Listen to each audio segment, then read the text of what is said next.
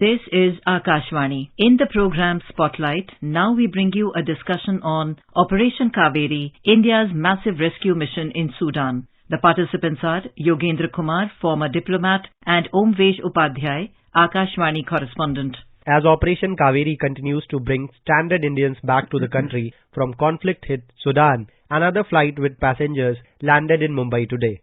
Nearly 3,000 stranded Indians have reached India till now, and today to discuss on this in detail, we are joined by former diplomat Yogendra Kumar. Welcome to the program, Mr. Kumar. Thank you, Mr. Upadhyay. So, Mr. Kumar, to begin the discussion, I would like to know from you and please request you to explain what is the Operation Kaveri to our listeners and what has been the update on it till now. Right. Well, the Operation Kaveri was launched on 24th April. And around now in excess of 3,000 people have been evacuated as of, let's say, 2nd May. So basically the operation is like this, that you have an eruption of major conflict in Sudan. And because of that, a large number of Indians who live there, the number is about 4,000 Indians. And there is a settled community of Indians around 1,200. I mean, this includes the total number. 1,200 people have been living there for nearly a century. So you can imagine how close our relations have been with Sudan, concentrated in certain parts of Sudan. So because of the conflict, obviously, they cannot lead their normal life, daily life and, professional activity and so on and so forth. So there is an obligation, so to say, on the Indian government, Indian leadership, to actually evacuate these people as safely as possible without causing much hardship to them.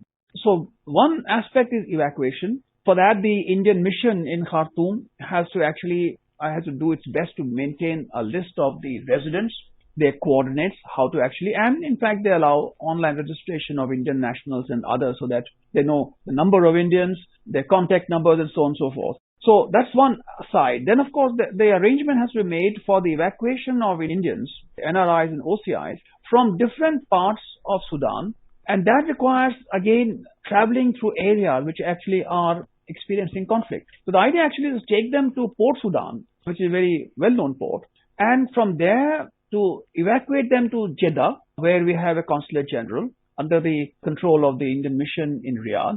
And from there, because then it's easier, because all these things depend a lot about the capacity and infrastructure which is available for easier evacuation of people. So they are being taken to Jeddah, and from there by aircraft, by IAF transport aircraft, I think C-130, are being taken to different parts of the country so that it becomes easier for them to actually go to their respective places where their families live. And on the same line, Mr. Kumar, I want to understand from you that the operation is being in coordination with Indian Air Force, Indian Navy and Indian Embassy in Sudan. So can you please elaborate on the process? You are talking about it, but what are the complications that the embassy have to go on their side and make sure that the process becomes very smooth for all the Indian citizens? Well, the situation is very complex because the country actually, as I said, is experiencing severe conflict. So you have issues about electricity, you have issues of internet, you have issues about telephone. So even if you have the coordinates, the mission has the coordinates of the various Indians living in different parts of the country, it's not very easy to communicate with them. So one issue is how to communicate with them. The second issue is to make a judgment call, because if you allow or if you encourage Indians to collect at some point, let's say in Khartoum, as an example, and if along the way they actually run through a conflict zone, then their life is in danger. So a judgment call has to be made whether you should allow them to actually come to a collection point, where again you have to make the arrangement, because to arrange the bus, for example, from Khartoum to Port Sudan, the distance is about 800 kilometers. So it takes a long time for them to travel. So it requires diesel for the buses. You have to arrange the buses. And then, of course, whilst they are collected at some point to look after the welfare, food and other kind of requirements. And then, of course, you have to have a list of people, who are traveling so that they are not separated in that kind of a confusion which actually prevails in a country like Sudan. So take them by buses, it's a long journey, take them to Port Sudan. There again, the similar process takes place, documentation and so on, and a lot of these things are checked. And then from there, to take them by ship to Jeddah, where again a similar process takes place, and then from Jeddah to fly them by IAF transport aircraft. So all of these require a tremendous amount of, not only in terms of arranging, as I said, buses and diesel, but also, food, medicine. There are people of different age groups there, children, elderly people, ladies, and, so how to actually see that they travel as much comfortably as possible That's one side. The other side is that as they travel through this area, there are many places where you have, let's say, these warring groups. Some of them have set up the checkpoints. To negotiate through that area, actually, it's not very easy to go through those checkpoints and to see that you're able to pass through, let's say, with some easily or minimum discomfort. And then, of course, you coordinate not only with the authorities, but you also look at the local influence groups which are there in that area. You have to keep in touch with them. Then also you require coordination with other countries because, India is not the only one evacuating its citizens. There's Saudi Arabia, Egypt. I mean, you can name so many of the UAE, US, UK, France, and so on and so forth. So sometimes you share these resources. Some Indians sometimes we take foreigners with us to bring them. And I really want to ask about this also, that there has been this unique aspect with India's rescue operation. Sometimes you have seen in this operation and also in the prior operations that they bring foreign nationals also who require our help. So how has this been done? What documents they check, or how embassies coordinate on this? Well, I think that's a good question because I imagine, let's say, in the group that we are evacuating from Port Sudan to Jeddah, I mean, if they are Sri Lankan nationals or Pakistani nationals, Bangladeshi or Nepalese and other nationals, then very clearly you actually would need to thoroughly check their documents. Then you may require to verify them with these missions, the missions of these countries, so that you know that the people you're taking actually are genuinely their citizens. And the same process applies in the case of when they are carrying our nationals. So it is that kind of coordination which takes place. If you might recall that our Minister of State, Mr. Muralidharan, actually is camping in Jeddah, overseeing the entire operation. Of course, the Prime Minister is personally directly sort of involved in seeing and monitoring as to what the progress is. And so the Foreign Secretary and Minister who's actually overseas, he has been talking to various people. He's talked to the Saudi Foreign Minister, talked to the UAE Foreign Minister, talked to the US Secretary of State, and talked to UN Secretary General. So there's a lot of coordination required and also sharing information because, it's a real-time information which you actually have to keep on updating yourself because finally the decision being taken to move a group of people from point A to point B, the decision actually has to be, let's say, local mission, whether it is the embassy or whether it is the consulate. So they actually have to take the judgment call, and these are not easy calls to make because, that's where your judgment is required and how updated you are about the information. So it's actually quite a complex operation, and 24/7 people are working in those conditions. They are coordinating this kind of complex operation. Absolutely. And you very correctly highlighted the situation currently in Sudan. So here I would like to touch upon the internal affairs of Sudan and to mention here that the United Nations Humanitarian Coordinator in Sudan has warned that the crisis in the country is turning into a full-blown catastrophe. So, Mr. Kumar, can you please share an overview of what is happening in Sudan, why it happened, and what led to the situation to excavate Indians from Sudan? Well, Sudan actually, unfortunately, has a history of conflict for the last, let us say, since the end of the Cold War, practically. If you might recall, Osama bin Laden actually shifted from Afghanistan to Khartoum at one point because after the end of the Cold War, there was a turn towards Islamic extremism. And then, of course, at that time, Sudan was actually also having conflict with South Sudan, which actually is primarily Christian. And that fight was quite bloody. Finally, South Sudan separated and the United Nations intervened, so there was separation and it became an independent country. But Sudan itself did not see peace with that because there was a major conflict in Darfur in the western region where a whole lot of paramilitaries are involved in actually, sort of attacking the local population. One of the generals involved, General Muhammad Hamadan, who actually is the head of the Rapid Support Force, he was actually involved at that time under General Bashir in trying to control Darfur from a central government point of view. And he actually, in a way, is the head of this paramilitary force. I mean, there was a movement for democracy and there was kind of restoration of some kind of democratic system when Bashir was overthrown and imprisoned. But then this did not last for very long and there was a military coup in 2021 where both General Al-Burhan, who was the head of the Sudanese Armed Forces, and General Hamadan, who's the head of the Rapid Support Force, which is more like a paramilitary. They actually came together jointly to actually stage this military coup in 2021. But it didn't last for very long because they have their personal ambitions. Other countries actually have interest in the fate of either of them. They actually want to see in this kind of a conflict between two ambitious generals who might be actually more suited to their interests.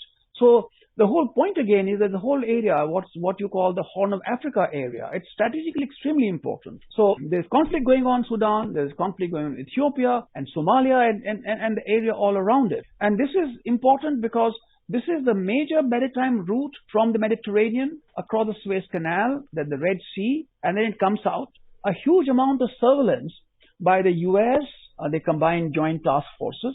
You have the Chinese, of course, the Indian presence is there. You have the European Union, their naval forces are there. And then the local, UAE or it's Iran or it is Egypt, there is actually a kind of a strategic contest going on because of its strategic location and its strategic importance.